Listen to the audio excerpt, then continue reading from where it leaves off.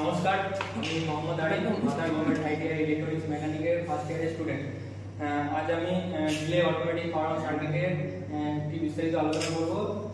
যার ইন্ট্রোডাকশন হচ্ছে, এটি একটি এমন ইলেকট্রনিক সার্কিট যা পাওয়ার দেওয়ার সঙ্গে সঙ্গে আউটপুট চালনা করে নির্দিষ্ট সময় অপেক্ষা করে তারপর স্বয়ংক্রিয়ভাবে চালু করে।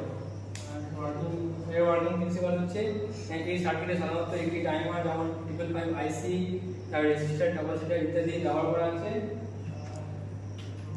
সার্কিট পরিবর্তে যেসব কম্পোনেন্টগুলো লেগেছে সেটি হচ্ছে 555 IC, resistor, LED, capacitor, battery, connecting wire. এই যেমন সার্কিটটি আমরা বানিয়েছি।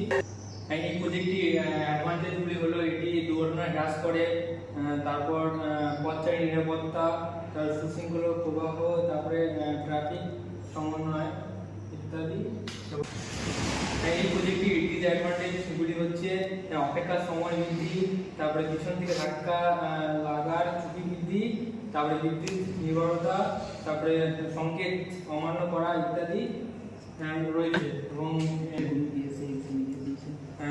সর্বশেষে আমি বলতে চাই, এই প্রজেক্টটি আমরা যে বানিয়েছি ভবিষ্যতে যেন আরও উন্নত করতে পারি, এবং এই প্রজেক্টটিতে আমার সহপাঠীরা আমাকে খুব সাহায্য করেছে এবং তার সাথে সাথে স্যাররা সাহায্য করেছে, যাতে ভবিষ্যতে আরও উন্নত করতে পারি। সেই দিকে আমরা প্রচেষ্টা চালিয়ে রাখবো। ধন্যবাদ।